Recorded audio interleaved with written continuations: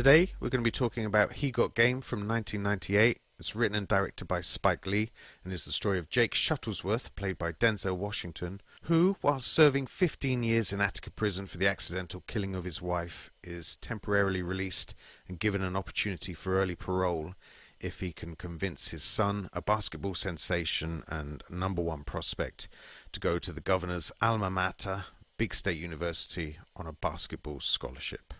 It's actually makes it sound much more convoluted than it plays out.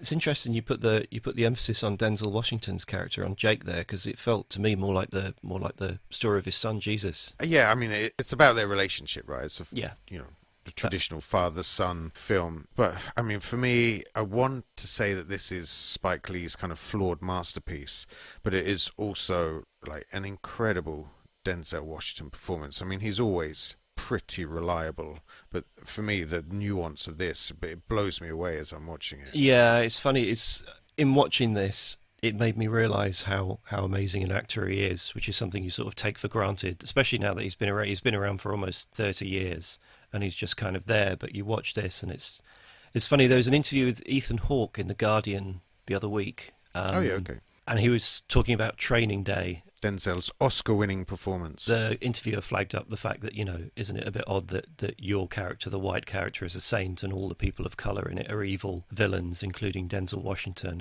And Hawke said quite perceptively, yeah, but you have to understand how amazing it was for Washington to allow himself to play that kind of character, to play a villain. Because, up until that point, he was kind of in the sort of Sidney Poitier principal black gentleman mode. Yeah, sure. That Poitier never really got to break out of. That Washington was doing something and playing something so dark was quite a revelation. But he's doing it not as dark, but he's certainly doing, dark aspects to a character in this 4 years earlier. Yeah, and I mean, I love the struggle in this character, this idea that he's been kind of in prison and considering all of his bad choices in life and trying to find some redemption and understanding what he's done wrong and what he needs to do to be a better person. But almost the moment he gets out, he falls back into his old habits and, he hits the source and becomes quite ugly again. And we see him in flashbacks being quite an ugly father, and then we see him in the present day, just being actually quite an ugly person, and him knowing full well that that's his kind of default setting and struggling against that. I think it's so brilliant to watch. It's yeah. I mean, he's such a great actor. I remember taking a girlfriend at the time to see Much Ado About Nothing, and like being blown away by him in that on the big screen, and just the way he sort of walks in, stands opposite like Kenneth Branagh and all the lovies, and just like owns that Shakespearean dialogue, has that kind of effortless cavalier charm needed of the character. I've seen that a few times since, and he is so good in that. Like, really just proves that Americans can do Shakespeare, that black Americans can do Shakespeare. Like, there shouldn't be any kind of ceiling to who can own Shakespeare. So yeah, I mean, I mentioned in my intro that for me this is Spike Lee's flawed masterpiece. It's the kind of first film of his that I sat down and really felt like the message connected, like I got it. And did you see this before or after Do the Right Thing? Because that is his unflawed masterpiece, one of the greatest American films of all time. Yeah, but I didn't get Do the Right Thing the first time I saw it. I watched it and didn't understand really the kind of the black rage. I'm a white guy in England who, I've maybe met 4 or 5 black people before I moved to London, in my mid-20s. So, other than what I'd absorbed through popular culture, little bits of history, didn't really get it till I'd matured, I think. But for me, this was an easier film to understand, this very simple betrayal of black people by white people and the exploitation. It's kind of all there on the surface but not hammered home, and I just remember stepping back from it going, oh my god, I get it now. And I think this informed the other work as I kind of went back through it all. And Do the Right Thing I only watched again last year, having seen it in the 90s, and for the first time was just like, yes, every step of that film I was like, yes, I get it now, I get it, it makes sense. Did you see this when it came out? You saw it in the cinema?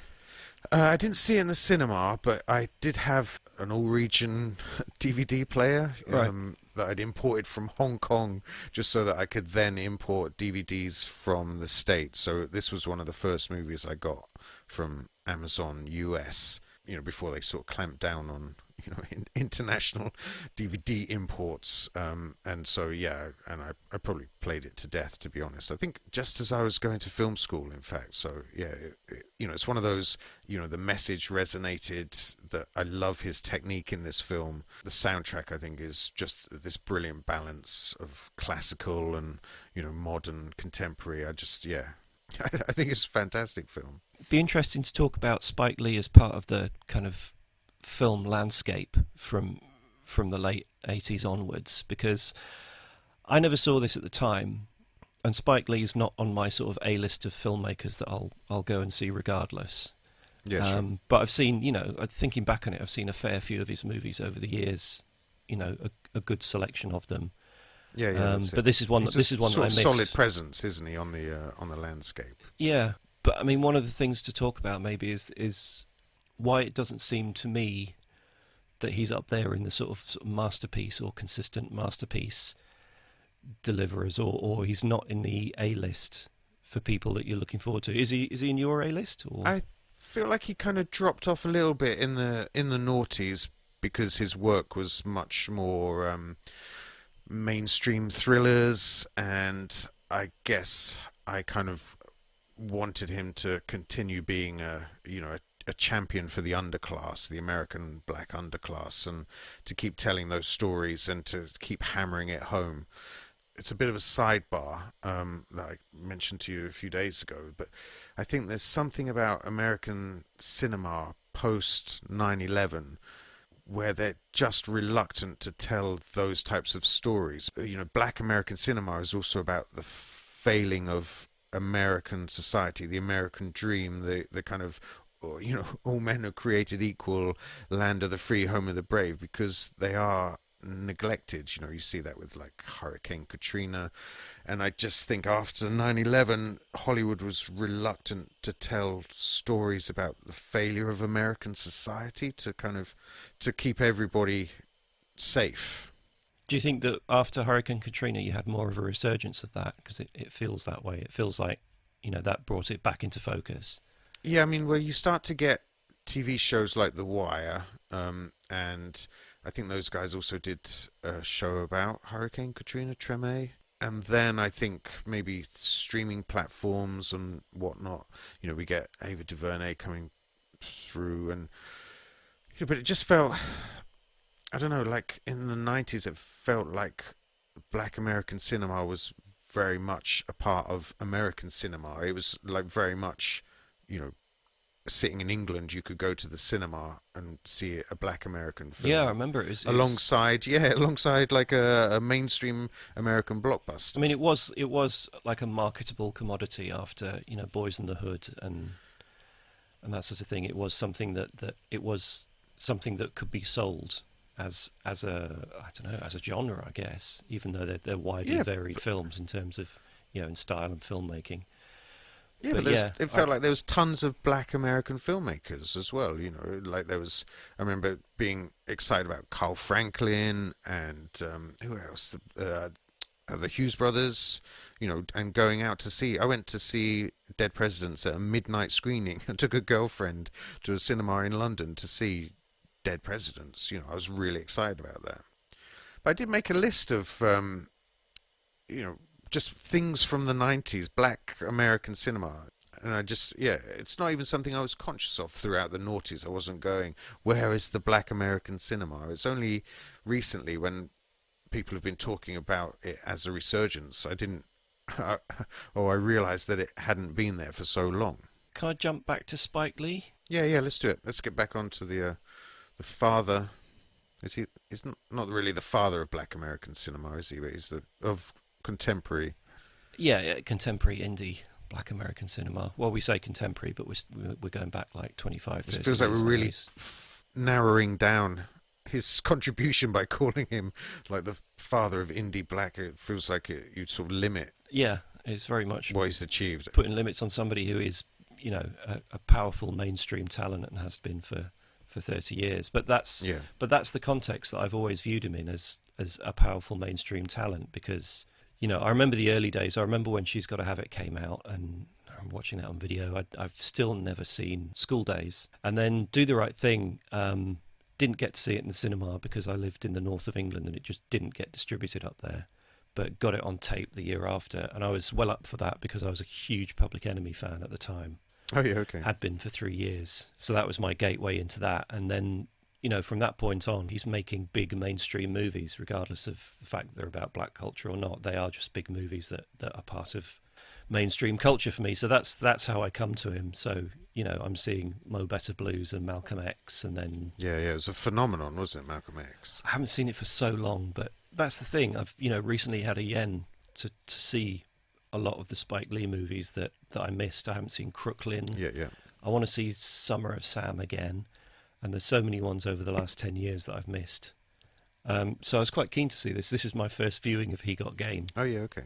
But it did kind of give me the same feeling that I've always gotten off Spike Lee movies, which is what, obviously, apart from Do the Right Thing, which is one of my favourite films of all time, they do have this kind of rambling, slightly unsatisfying, not quite there feeling for me. And this is another one of those. There's fabulous things in it all the way through, and you'd never, I would never speak ill of it, but at the same time, it's like, not quite. Yeah, I don't know. I think you need to see it again. I've seen it 3 times this month. I know. Like, just 2 more times, and then it'll I don't know. Yeah, for me, I find it. I know what you're saying, especially the post 9/11 work. 25th Hour, Inside Man, Old Boy remake, I find unsatisfying. But this, I feel it just delivers. By the end, I just get like a fully satisfied sensation. I mean, I can pick holes in it, with any kind of flawed masterpiece. That's why I keep ramming that caveat at the front, because there's a couple of really shonky performances, and it does kind of ramble here and there, but yeah, I can forgive it, that stuff. Have you seen any of Spike Lee's kind of films in the last couple of years? Black Klansman and The Five Bloods? Yeah, I went to see Black Klansman at the cinema. Oh yeah, okay. And that was the thing that kicked off me wanting to see more Spike Lee movies, because again, it was one of those things that it was a great story and it had great moments in it, but it just didn't hang together as a... Oh really? I thought it was brilliant. I thought it really did hang together. I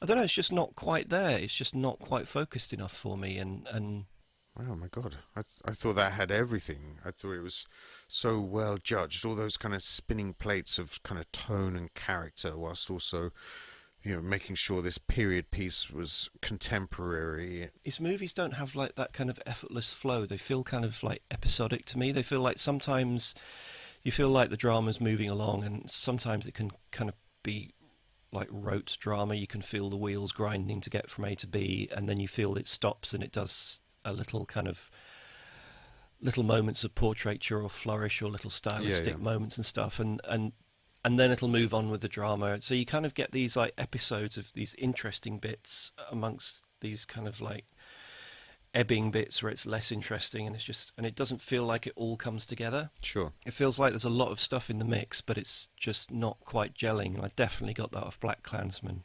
Oh no, I definitely got that off The Five Bloods, which I was kind of so excited for, and I love all those kind of interludes that he does where he's just splicing in documentary footage and some fact checking.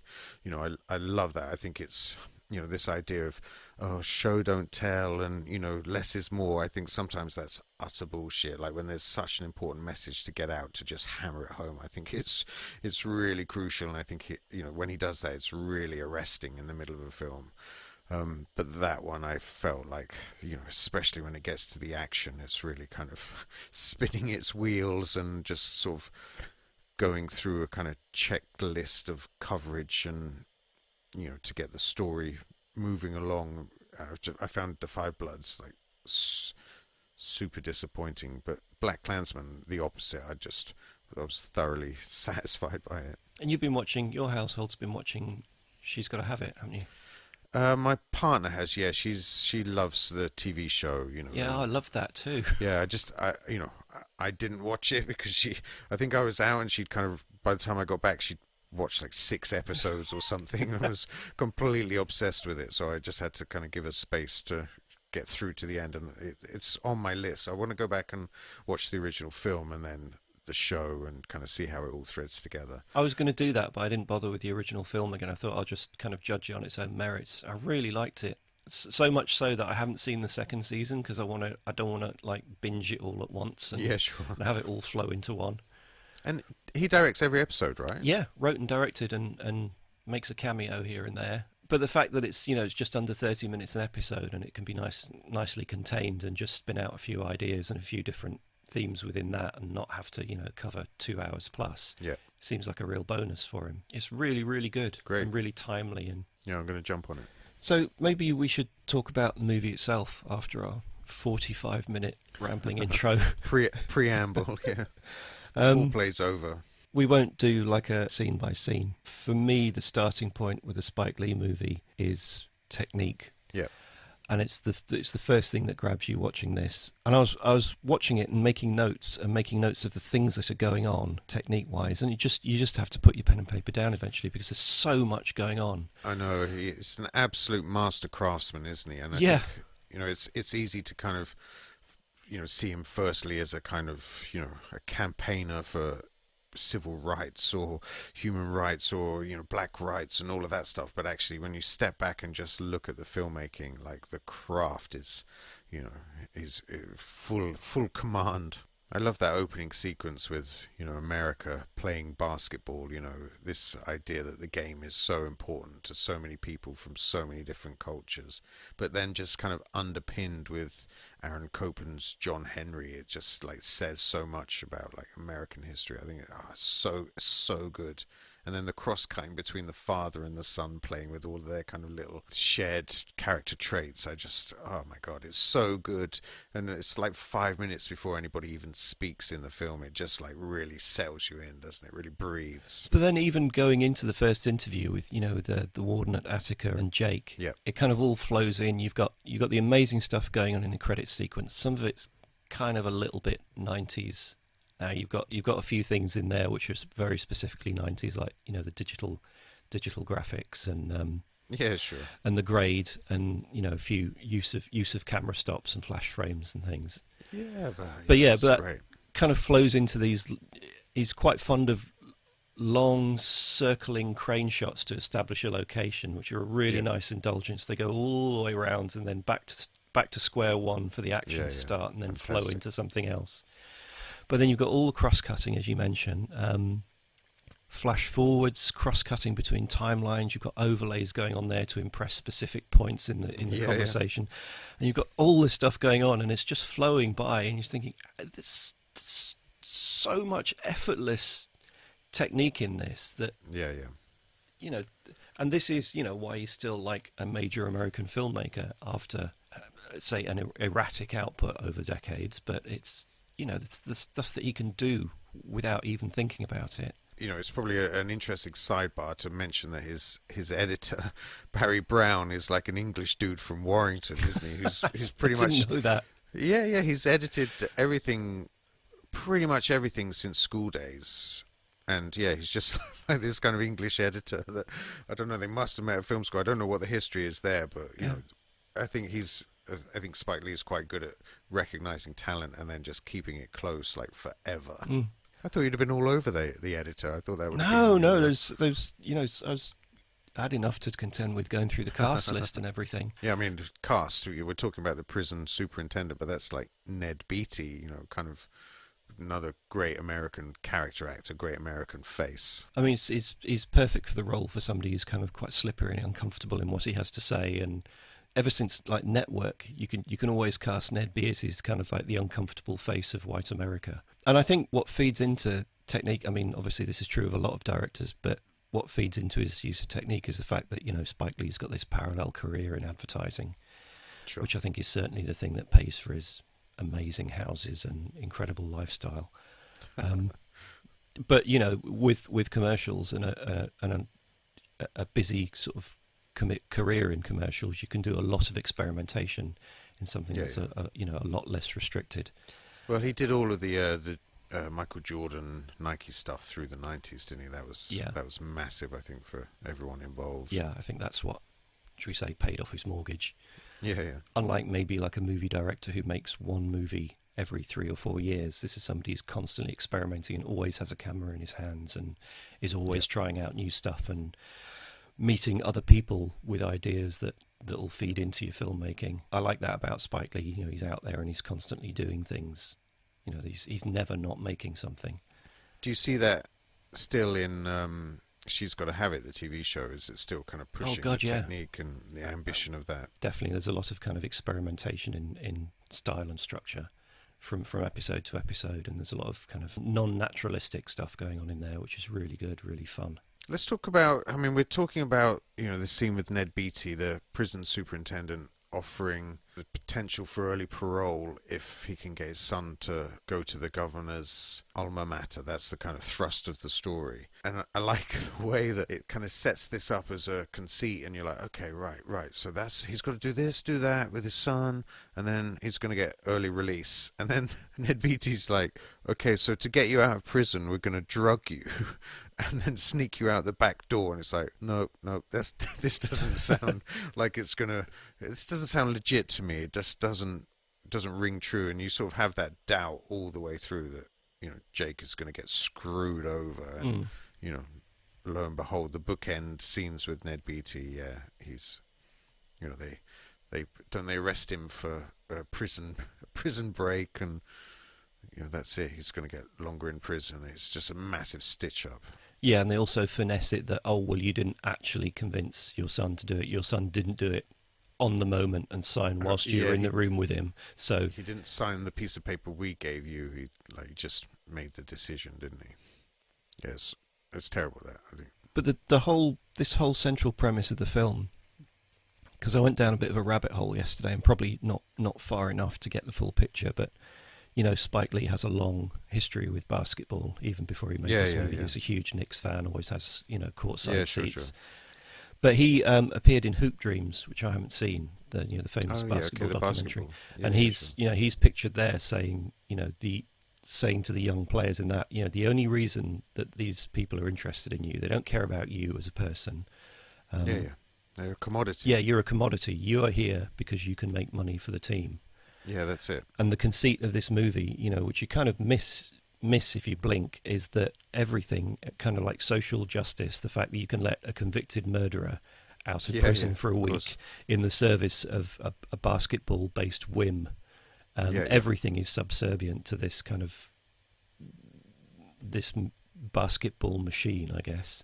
Yeah, that's it. And I mean, there's something about that as a subtext, this idea of like black sportsmen, black musicians, even black actors, they're only kind of useful if you're making money. It's not the same as the kind of the tradition of the white actor and theatre and all of these things. It just feels like this film is saying, we have to be aware that we're only allowed to succeed because we're making money for other people.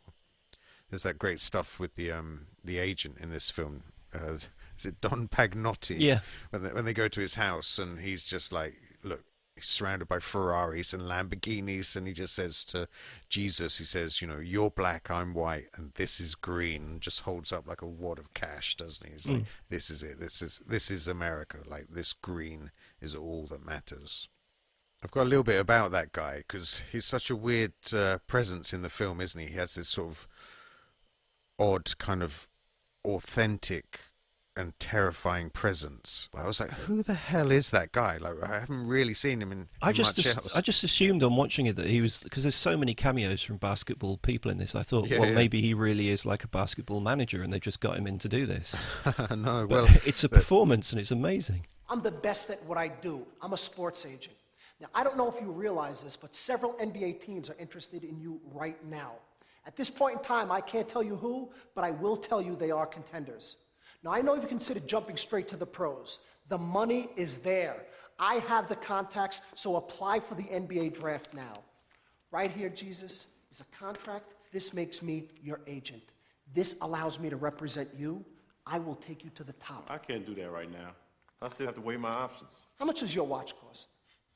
$89.95. $89.95. Right here is a platinum and diamond Rolex. The best you can buy.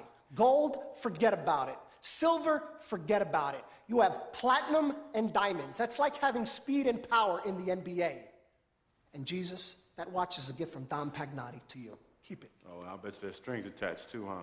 There's no strings, there's no rubber bands, there's nothing attached at all. That's a $36,000 watch. That's like having a Corvette on your wrist. You keep that. I can't take this. Why not? It's illegal. I can't take it. I don't see anyone here, just me and you. There's nobody here, but it's still illegal. You know what, Jesus? I'll keep it. The money you and I are going to make together, you could buy 20 of them if you want. Yeah, it's great. But that guy, his name is Al Palagonia, and he's also known as the Bucket Shop King. And in the early 90s, he worked at D.H. Blair, and now infamous Boiler Room. And apparently he took home $1 million in his first year of business, and eventually was making $1 million a month. And when D.H. Blair was shut down by the regulators in 1997, Palagonia had his license stripped and was barred from the securities industry. And his friendship with Spike Lee comes from when Palagonia got Spike Lee his first courtside seats for the Knicks at Madison Square Gardens, and they've been friends ever since.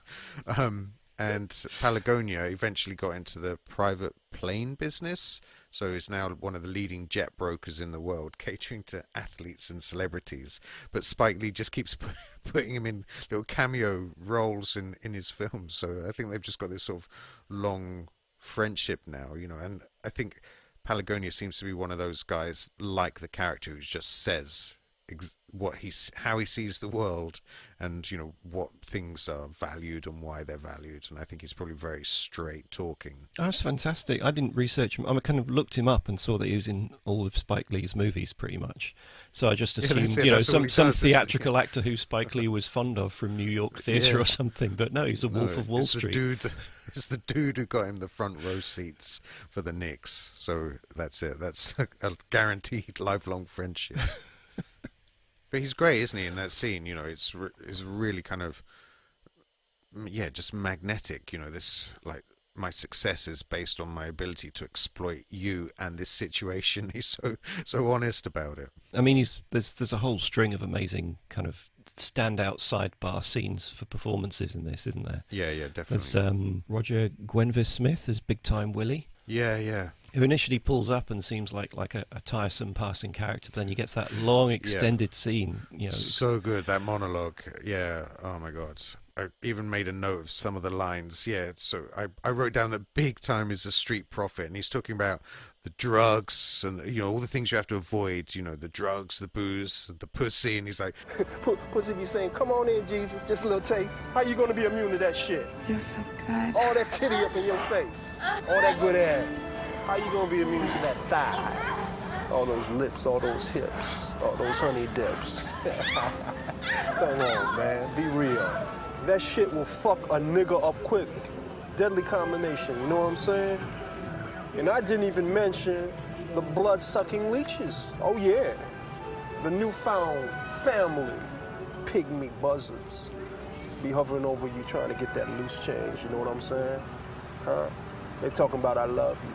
Oh, I love you. I love you. Oh, I love you, Jesus. Oh, I love you. You know I love you. I love you. Te amo. Jesus, te amo. Ay, que fiebre. Come on, man. I need some money. I love you so much. I need some money. Hook a brother up. Give me some money. I need some cash. I'm gonna get these Nikes. You know I can't have anything but the This best. hell figure sweater. You want me looking good for you? I need some money. I love Hook a sister up. I need some money. I need some Similac for my baby. I need some Pampers for my baby. I need some Dolce & Gabbana for me. I need some Channel. I need some Fendi. Come on. all of the kind of vignettes underneath that, you know, those kind of visual representations of what he's talking about. You know, I love how kind of crystal clear that is about how most of the options for people from that community are bleak, and it's just very kind of raw and honest about that. But you got all these like colourful characters who kind of pop up, and they're like a weird sort of Greek chorus throughout the film, like advising you on all the kind of like pitfalls and trials ahead of you in your basketball but you career. just feel for Jesus, don't you? That everybody wants a piece of him. There isn't anybody that's kind of benign in his life apart from his sister. And even, she's only a little kid, but, she's getting kind of excited about his money-making potential as much as anyone else, because obviously they live in poverty. So this idea that they're going to be very rich very soon because of her brother, you can see it's even kind of, captured her imagination. So what about Ray Allen? Ray Allen, yeah, interesting performance, isn't it? It's sort of naturalistic and engaging, but also sometimes quite painful. I quite liked it. I had to go through several levels of acceptance for it, because initially, it's clear he's a non-professional. Yeah. And even without knowing the backstory, you know from when he starts speaking, okay, this is a basketball player rather than a professional actor. Sure. So that's initially quite difficult. But then I kind of settled into I think I said it last time round when we were talking about Martin, there's things that you can get from a non-professional actor. Yeah. Accidentally that you can't get from a professional actor, or that you can't get from a professional actor without a lot of work and a lot of takes. Yeah, sure. And I think there's a lot of that to be said for Ray Allen in this. And once you settle into it, it really works for me. I do like the fact that he's kind of a how can I put it? He has a slightly kind of flat monotone effect. But that contrasts really nicely with like the ferocity of Denzel Washington and all of these other kind of colourful characters around him. Yeah, you get away with it. His kind of remaining in neutral is just a coping mechanism, I think, to, he's trying to like counterpoint the histrionics of his drunken father. Last time he saw him, before he gets released from prison, he's kind of drunk and shouting at him and like being really beastly, and you can imagine the effect of that on a child, where he's just like, you know what, fuck this, man, I'm not letting anybody get in close enough to like upset me like that again. But it works really well in terms of the character, because what's interesting about Jesus is that this isn't a story about him being gradually disappointed by the people around him. No, he's solid, isn't he, all the way through. He already knows from the beginning of the movie that these people are in the process of disappointing him. Yeah. It's a revelation for us all the way through, but not for him. He knows from the beginning. Yeah, he's got it, hasn't he? Yeah, that's true. He's twigged it from the very beginning of the movie, so the fact that he remains in the same sort of gear throughout is quite a solid dramatic backbone for it. Yeah. There's a nice that scene where his dad turns up and you could just see in his face, he's like, fucking hell, now this as well, like on top of everyone else wanting a piece of me, like now this guy's suddenly magicked out of prison.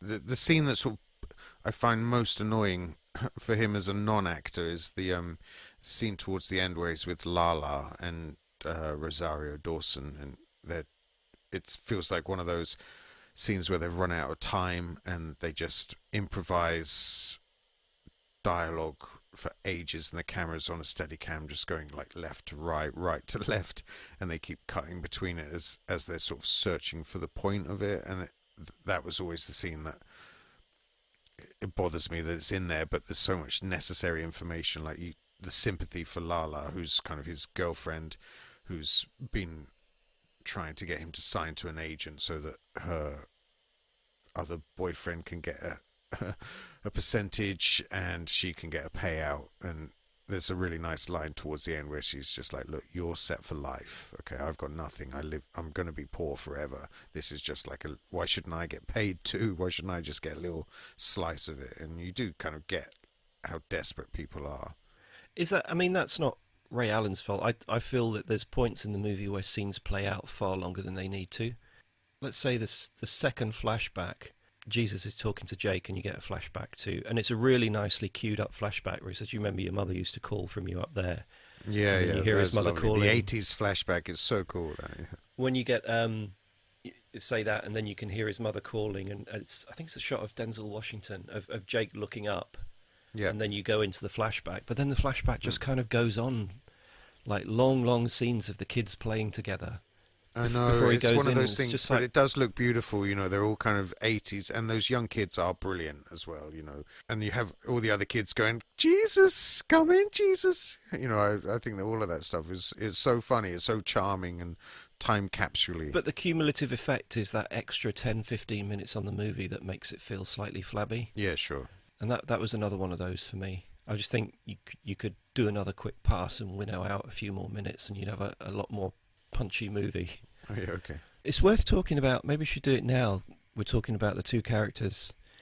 It's really nice that in and amongst all these characters in his life, all these people in his life who are interested basically in the money, his father turns up and he wants something from it, but it isn't the money and it isn't the fame. At the end of the day, he's not pushing him into professional basketball the way that everyone else is. But he did that when he was a child, though. Like, he nailed him on the court, like, every day. You know? Yeah, but I think at the end of the day, what maybe persuades Jesus to actually sign up for the school that his father wants him or needs him to sign up for is the fact that they find a common ground in the fact that, even though Jake has other motives, they both want the same thing.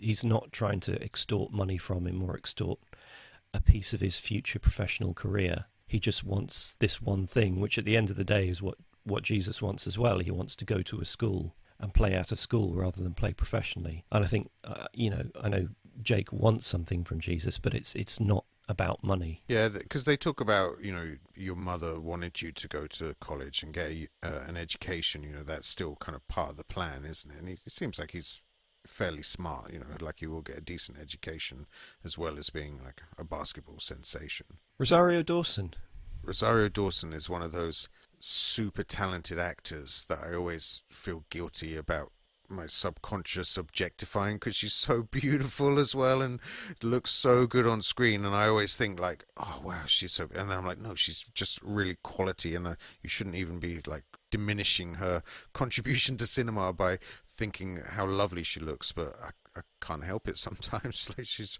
got such a like beautiful charm on screen, isn't she? I was quite startled looking back over her filmography that this is only her second film, and that her first film Kids, was isn't Kids. I mean, I haven't seen Kids since late 90s. I remember her from Kids, but she must have grown like 5 years in between, in those 2 years between them, because she looks like a little Indian child in Kids. Yeah, sure. And in this, she's like a fully grown, mature woman. It's bizarre. And Growth spurt. Yeah, there's only 2 years difference between the two movies. And I didn't realise she'd been making films that long. I mean, she's kind of... I haven't followed her career, but, when she turns up, she's great. But yeah, she's been around forever, though, it feels like. I loved her in Alexander, the Oliver Stone movie, which is one of my kind of, like, pub films where if I start ranting about Alexander, I'll talk for hours about how good it is and how everyone should watch it. And most people that call my bluff on that hate it. So... And then obviously, I think she's a bit of a nerd as well, because she does quite a lot of comic stuff willingly. She's all over the Netflix Marvel stuff and Sin City. That's why you love her. That's all the stuff that I like and read. So it's worth talking, I think, about. There's a fairly polarized view of women in this film. Yeah, it's kind of weakness, really. I think. I think so. Yeah, is the female characters. It's frustrating. You've got the saintly mother figure who literally is saintly and speaks to him from heaven at various points, and then it's basically kind of whorish women, really, isn't it? It's apart from Aunt Sally, who delivers the worst performance, I think, in almost any film. Ever. Yeah, well, she only gets one scene there, doesn't she? Yeah, but she's pretty terrible in it. Yeah, it's very, very strange indeed. There's the visit to a campus, a prospective school that Jesus might attend. Where he's shown around by one of the basketball players on the team. Yeah, that's right. Yeah. And you're introduced to all these kind of like willing white women who are kind of like the groupies to the basketball players.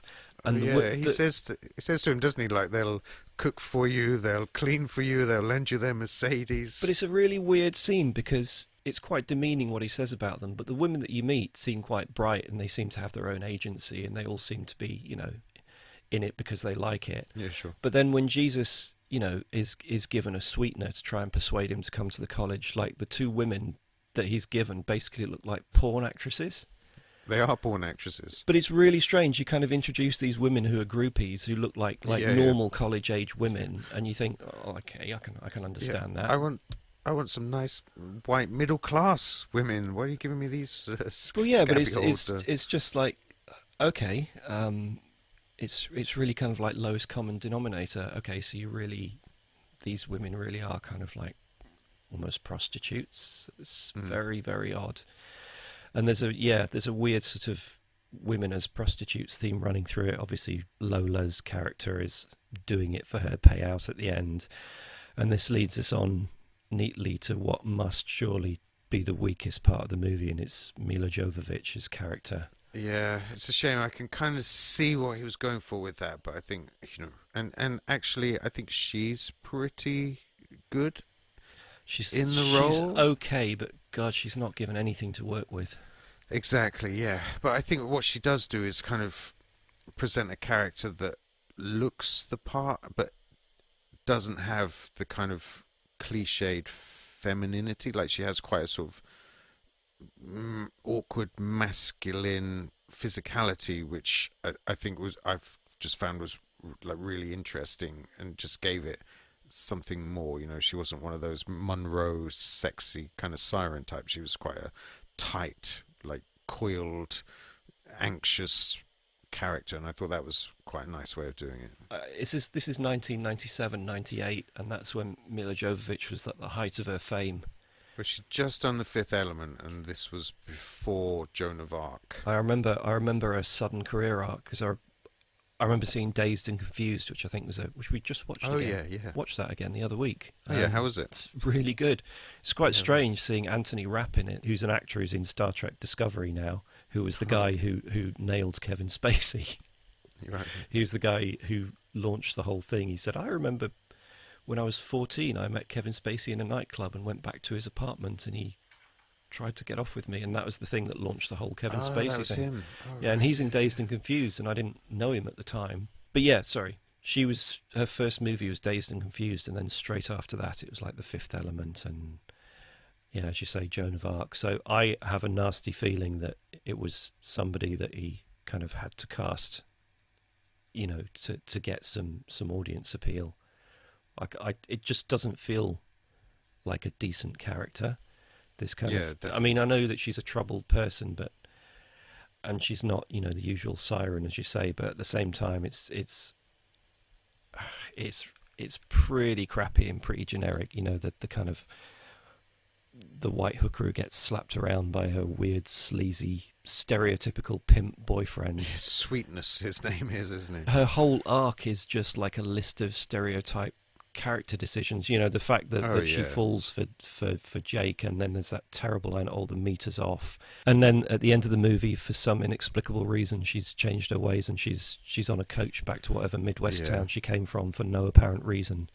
It's just, that's it. Why is this in here? Yeah, that's it. It doesn't feel that thought out, and to the point where the scenes where they're together, her room is quite kind of stylized, black walls, and obviously he's just come off the basketball court, so there's a scene where he walks in like his shorts and vest, and he looks so out of place in this kind of stylized womb-like cocoon. It's a very strange kind of contrast. Yeah, for me, that was the stuff that didn't quite work. And then you've got a whole host of other character turns by Bill Nunn as Uncle Bubba, who's a weird bit of casting. It's not his best performance, is it? No, and he's aged up unconvincingly. He's at least 15 years too young for the character, and they've kind of greyed his hair a bit. But at the same time, he's quite a youthful, energetic actor, so it doesn't play that well. John Turturro. Yeah, I liked his cameo. I thought that was quite nice, and I loved that they used Copeland's Fanfare for the Common Man for Jesus's promo film that they project up there in the basketball court. I really like that. He's like, I believe in Jesus. I think he's really good. It doesn't look so comfortable in a tracksuit, I must say. Should we talk about the music? So it's Aaron Copland, a lot of it from Appalachian Spring, which I only know a bit of myself. Yeah. One thing that struck me listening to it, seeing the movie for the first time, was how similar in tone it was to the composed music that Spike Lee's father wrote for Do the Right Thing. It's in the same kind of broad, lyrical Americana kind of feel. Oh, really? Yeah. No, I hadn't drawn that comparison, but yeah. So it's kind of like a 50-50 mix of Aaron Copland and then Public Enemy at their worst. I think yeah, but I think I don't know about at their worst. I love the He Got Game theme where they're sampling For What It's Worth. I love that that tune. It's like put it on a cassette in your car summer's evening. Feels like because that's what Public Enemy are all about, isn't it? No, but that tune is. I don't know. I've got in my notes. I've just put asterisk rant here. So here we go. Okay. No, it's just that Public Enemy properly ran out of steam, and I say this as somebody for whom their early work, like 87 to 91, is still some of my favourite music of all time. All right. Okay. But they dropped off so badly after that, and I think this was their first album release in 4 years. And I remember that single, He Got Game, getting a lot of airplay and hating it at the time. And then it might have been one of the reasons I didn't see the movie at the time. What made their music fabulous was the music and the production. Sure. And once, I think they lost two things. They lost their original production team, which is fine, because the one album they did after that, Apocalypse 91, was a slightly different production team, but it's still pretty fierce. But then since then, they also had a real knife in the back in that the copyright laws became a lot more solidified in the early 90s.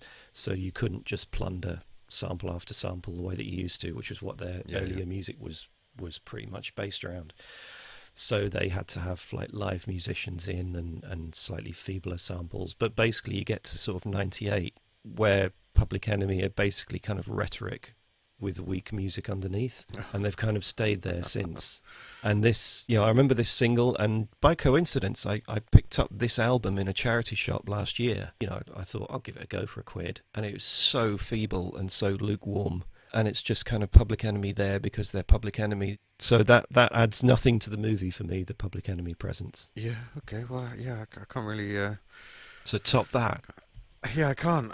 I only need to say that I love Aaron Copland's music in the film. Yeah. I think that's a really lovely contrast. When that first time we see Jesus on the court and he drops, Spike Lee drops Hoedown from Rodeo over the visuals, man, I think that works so well. It's absolutely beautiful. You get this kind of music that's about cowboys relaxing at the end of the day, having kind of worked the big American plains and eating chili beans and all those kind of pictures that you have in your mind this ballet was supposed to kind of represent. You put that music with these kind of black urban teenagers dancing on the court, slamming the ball into the basket. I don't even know anything about basketball, and it makes me love the sport, and understand that it is kind of a great American invention, in terms of like... the landscape of athletes and sports, and I don't really know much about sports or athletes, but this film, this moment makes me love it, Spike Lee's really interesting in his use of music. I'm not necessarily talking about like pop music or needle drops or stuff like that, but even composed music, using it. They're educated choices, I think. They're inspired and educated, and I think he knows exactly what he's doing. Yeah, but it's the actual use within a scene that's interesting, because there's a lot of times, even, I'm constantly going back to Do the Right Thing, that has a very kind of like energetic, powerful score. Yeah, that's I think fantastic. What we're used to a lot of the time is, the fact that the score has to support the drama. And has to work very closely hand in hand with it, to the point where, it's often Mickey Mousing it, and things will drop off where you need to concentrate on the dialogue and stuff. And Spike Lee often doesn't do that. He allows the music just to play out underneath scenes. Oh, yeah, okay. Whether or not on paper it works with the mood of the scene line by line or dramatic turn by dramatic turn. And you often get like, you can be uneasy about it and you can think, this isn't quite matching up to it dramatically, but the kind of synergy of the two gives it something else. Yeah, sure. And I think there's a lot of that in this, where the music is obviously not composed for the film and it's following its own dramatic turns, but it's running up underneath a scene that's doing something else, or is, thematically they're similar, but dramatically they're doing slightly different things. And then there's just this weird sort of energy from the two. There's only one place in the movie where I felt it didn't work, and that was, you know, the flashback of Jesus' mother dying, where I thought it might have been more interesting to drop the music out altogether at that point, just to absolutely nail how deathly it was. But there's that really interesting thing that Lee does of just running the two things concurrently and just letting them do that and see what comes from the sparks of that. Yeah. I'm really into that from his movies.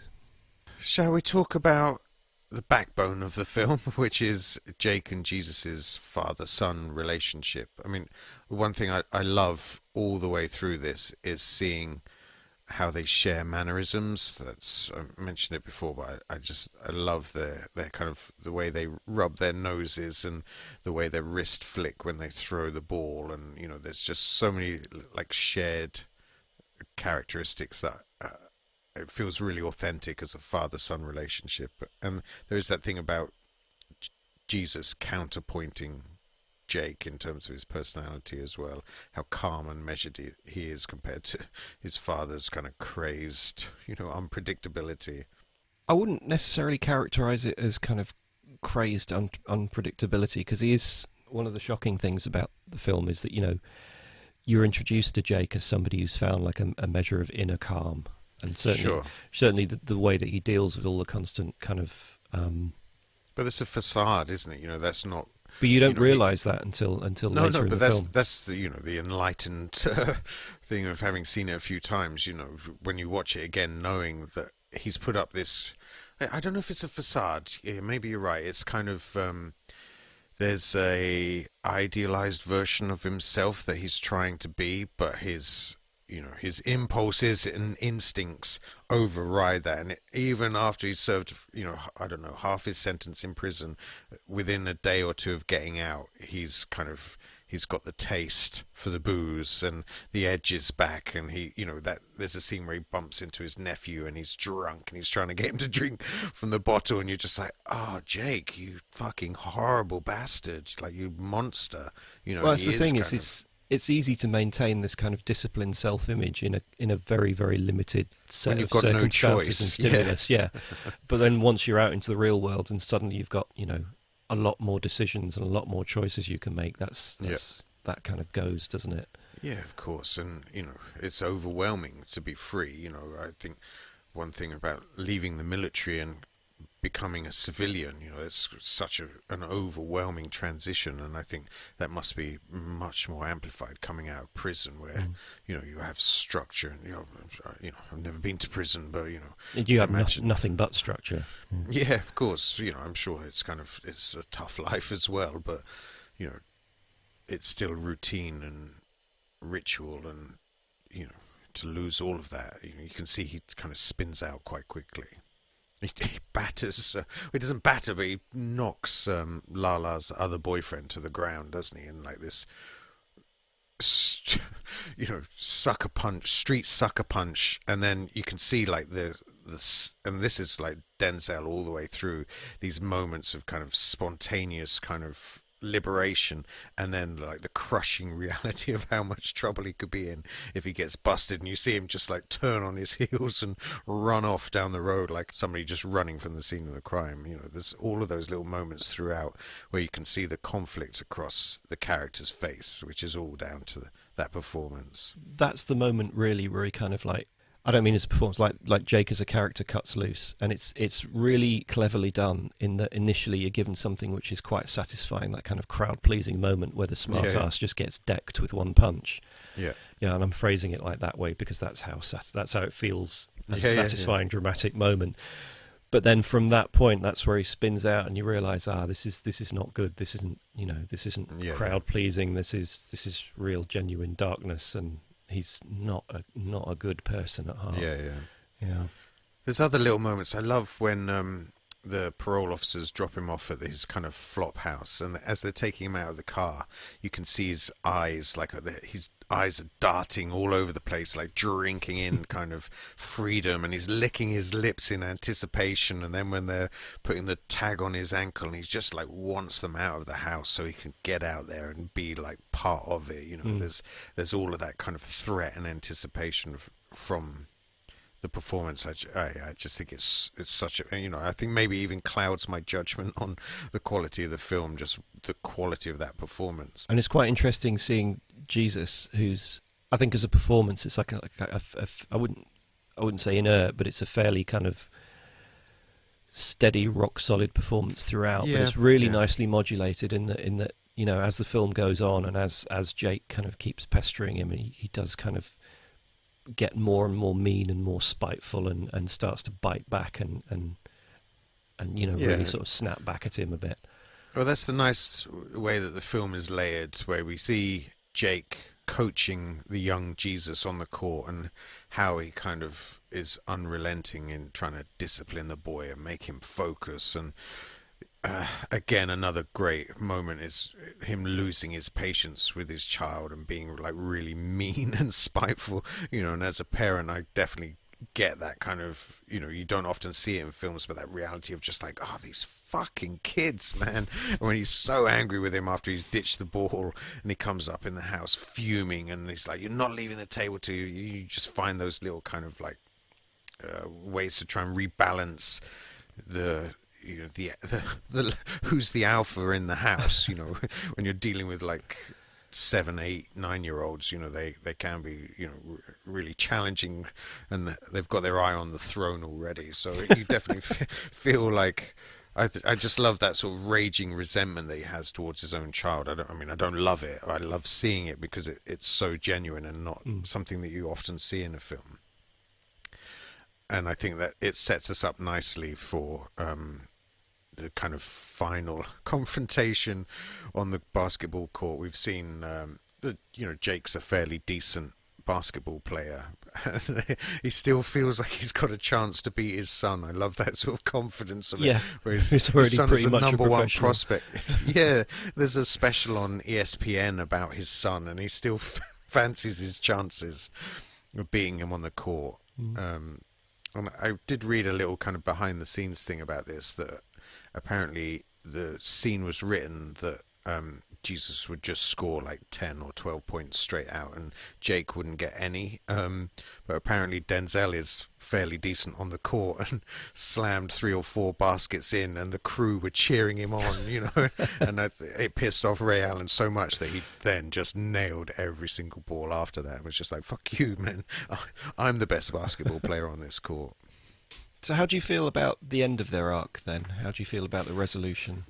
Well, I think, obviously he's never going to beat Jesus on the court, not at this point, and some of the lessons, I think that's a nice thing, that some of the lessons that Jake was trying to teach him, no matter how bad a teacher he was, have sunk in. We see that with the kind of wrist flick and all the other little, gameplay that he's picked up from his father, but also he's transcended his father, I think there's that point where he knocks his father on his ass, and he's like, don't get angry. He's repeating back all the kind of things that his father had said to him. So those resentments, he's able to kind of satisfy that sort of cause and effect. He's able to pay it off and move on. Yeah, he's also enjoying the kind of the balance of power that's switched over now. He's allowed to kind of be the authority figure, or the that's where he's superior, isn't he? Yeah, that's the thing. I've been teaching my eldest chess for a year or two, and my partner's like, why don't you let him win? Why don't you let him win? And a friend of mine had always said that his father,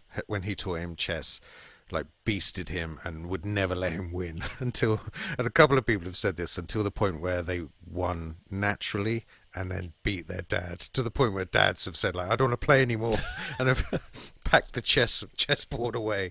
And I think this scene has that kind of triumph, of superseding and stepping out from the shadow of your father, and becoming your own man. And that's how he's able, I think, to make peace with Jake's, overarching presence in his life, by actually just understanding himself that he's able to move on from that, and he is a better man. He has a kindness that his father doesn't have. I think it's necessary, and I think there's something really nice. The film starts with that sequence of us cross-cutting between Jake and Jesus, and ends the same way with them both on courts. Well, we get that scene of Jake launching the basketball over the walls of the prison, and it lands in the court where Jesus is playing. And I think, that's the sort of symbolic representation of the stuff I was just saying, but also it ties in nicely with the sequences that we had cross-cutting at the beginning, and also the scene in the middle where Jesus ditches his dad's ball over the fence of the court as well. I think it kind of all wraps up really nicely, and that kind of goes back to what I was saying about feeling like really satisfied by how the film ties up. Deeply frustrated that Jake has been screwed over by the system, but yeah. I didn't realise when you chose this that this is something that you were very, very fond of, which is probably good because it didn't colour the way that I watched it at all. I thought it was just, an interesting movie that you'd selected. How do you feel about it now, having sort of watched it a couple of times and had me sort of rambling on about it? It's weird because I've had this yearning to watch not only the Spike Lee movies that I've seen already, but to catch up on some of the ones that I quite fancy that I've missed. I never saw Crooklyn. There's a few others. That's Harvey Keitel, isn't it? Yeah. Oh, no, Clockers is Harvey Keitel. Yeah, I saw Clockers at the cinema, and again, but all of these movies that I've seen have left me, obviously, apart from the one that I won't mention again, have left me feeling sort of vaguely unsatisfied. Like entertained from start to finish. And this one was again like that. It was a very good example of it. But it's kind of lit a fire under me a bit more to watch more of his work. Sure. And to catch up on the ones that I've forgotten or missed. Would you recommend it to other people who are kind of entering a Spike Lee phase? I mean, this is the thing, like we were in our mid-20s and now we're in our mid-40s talking about this movie. What about, younger people looking at black American cinema from absolutely. the 1990s? Like, I think it's really strong. Yeah, I think his movies have got like a freshness and an energy that makes them pretty timeless. I mean, this is something from 22 years ago. Yeah, and it still feels pretty contemporary in terms of the filmmaking and everything. There's a few few telltale 90s stylistic touches here and there. And representation of women is not ideal. Yeah. I don't know. It's difficult for me to be too enthusiastic about something that didn't hit home 100% for me. Yeah. Okay. Yeah. Fair enough. But in those circumstances, if somebody said, what would you say was a good Spike Lee movie? I'd say, obviously, Do the Right Thing, and then there'd be another 4 entries, which would include this one. Okay, that's good. That's good.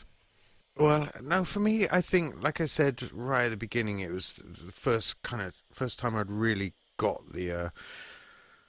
I mean, it's very broad, but the sort of the point of some black American cinema is to state quite clearly that, black Americans are exploited and neglected by a society that they contribute so much to. And I think this film just said that really clearly.